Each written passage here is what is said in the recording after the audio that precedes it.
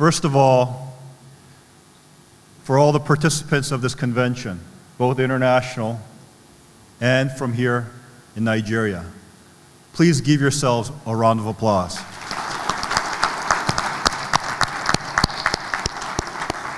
I know that the last 2 days have been very hectic in schedule because we wanted to make sure that as much can be brought out from this conference, because it's you, especially the leaders here in Nigeria, that will need to carry the mantle forward to really bring about a substantial change in your communities and this great nation of Nigeria.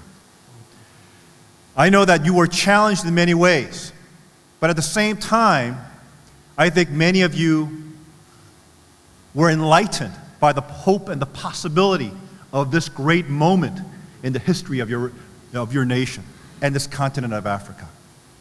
As I mentioned in my speech yesterday in the opening plenary, I believe Africa is in a moment of transition. You have reached a high pinnacle, and yet there are greater heights before you if you are willing to take on the challenge. And I am so moved by the very fact in meeting and speaking to the various leaders in this nation that you are truly willing and ready to take that challenge.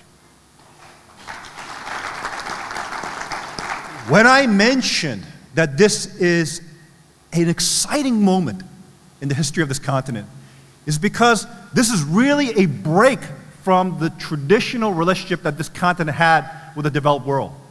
I believe that the developed world has lost its patina of credibility over the last several years with the breakdown of the financial system, with the lack of leadership on a global stage, dealing with very real problems that are facing many, many millions of people around the world.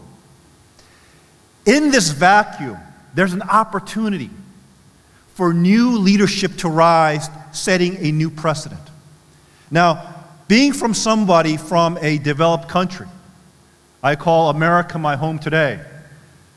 I know of the potential of America, but at the same time, I know the challenges within America. When I come to a continent such as Africa, where all you have is your future ahead of you, and you can learn from the lessons of those nations that have charted the path of development before you, you can pick and choose the path to your development. This gives Africa and the developing world a tremendous bevy of opportunities to really chart the path for their development, for their prosperity, without sacrificing some of the more important things that many nations that came before you had to sacrifice for the sake of modernity. Now, as a Korean, I know this personally. Yes, Korea was at one point in its history, South Korea, the poorest nation in the world after the Korean War.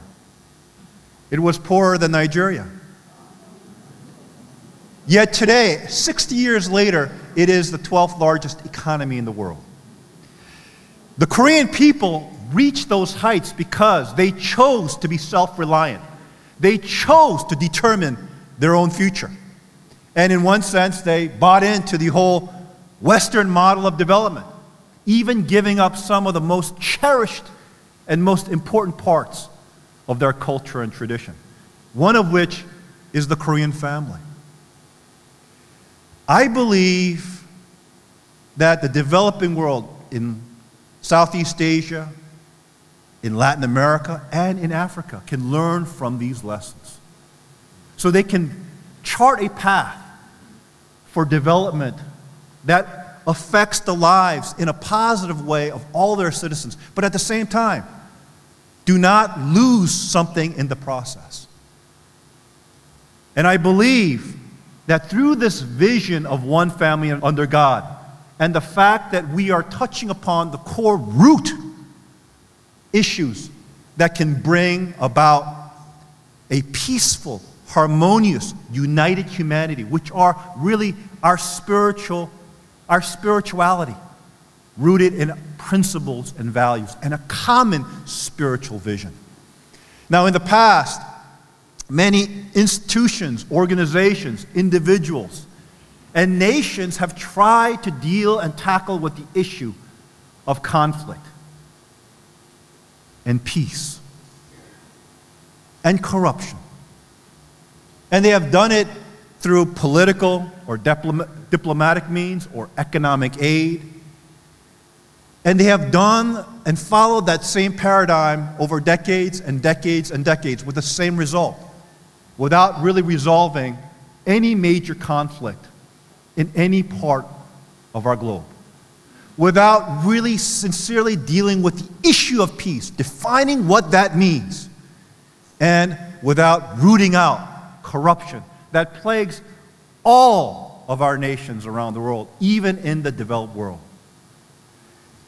The reason why, I believe, is because we have failed to identify how to address those issues.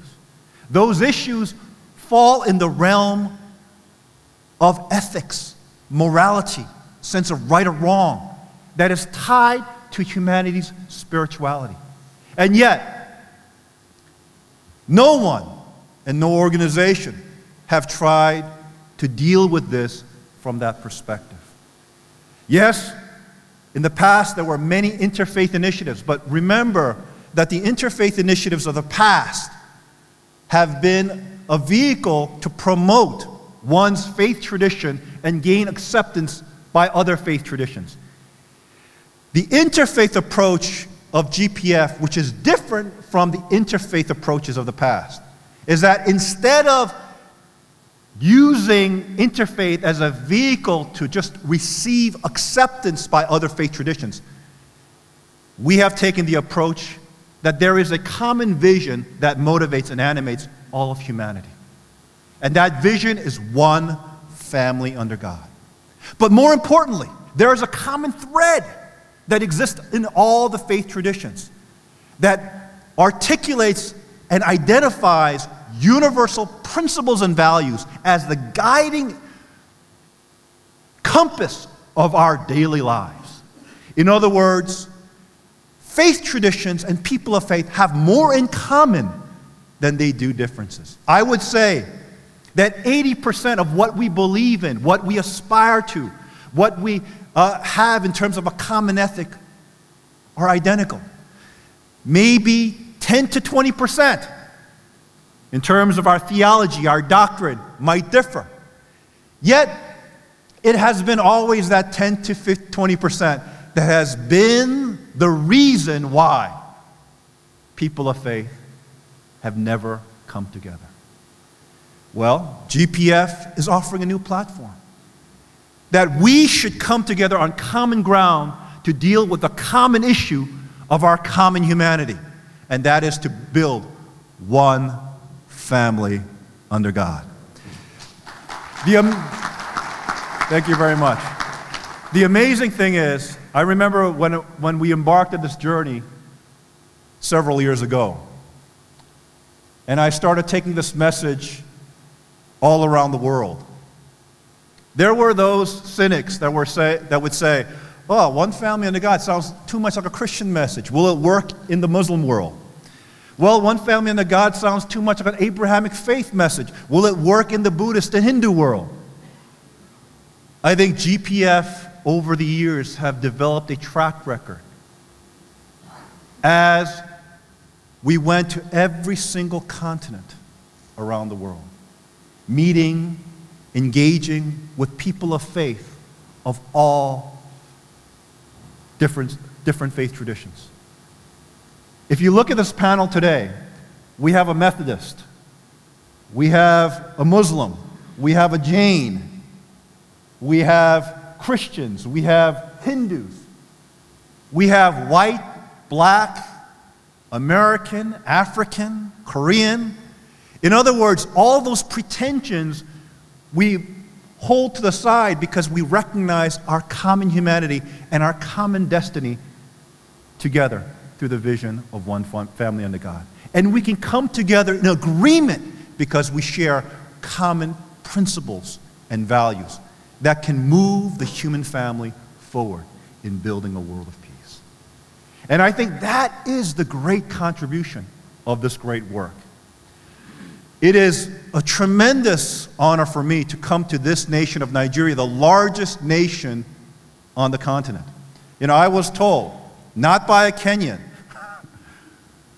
but I was told, not by other Africans, I was told by everyone outside of Africa that if Nigeria moves, Africa will follow. Now, this is the first time that I came to Nigeria. Believe me, you showed me a lot.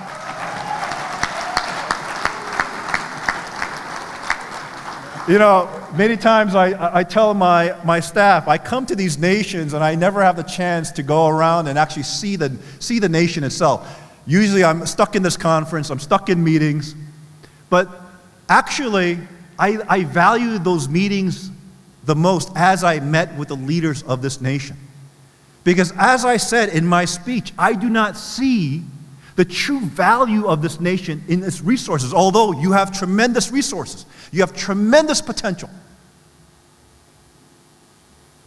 I see the value of this nation in its people and the potential leaders that I could inspire.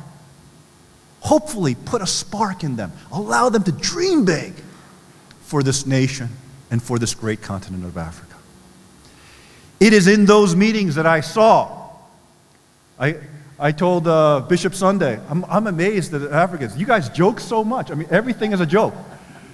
But you have a tremendous sense of humor that's contagious. You know,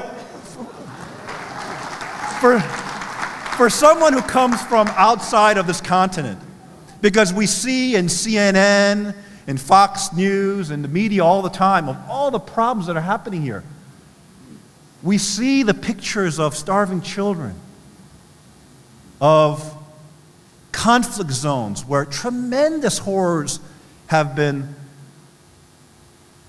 conducted by one race or tribe to another, or one religion to another, and of course we're moved by that, and so we're concerned about this continent. But as I come to Nigeria, and I know that this nation, you're facing challenges even today. When I come to this nation, you think that the people might be depressed or not full of spirit, yet the absolute opposite is the case.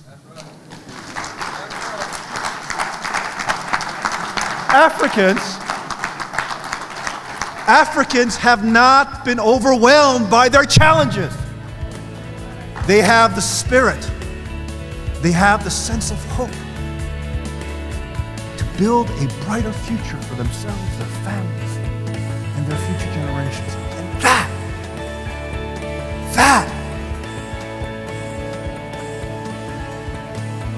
is more precious than all the oil, gold, or diamonds that are under this continent.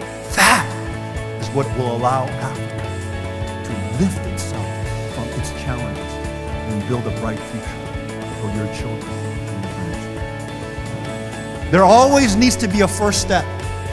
Today, look at today as that first step. We're going to be making a pledge, and I want you to make this pledge in the signing of the Abuja Declaration your own. Own it. Make this your own. Make this your mission in life, to make sure that there is a positive future for this nation of Africa, for this nation of Nigeria and this continent of Africa. Become the leaders of transformation and change. And believe me, God's abundant blessings shall shine, and a new tomorrow shall begin. Thank you very much.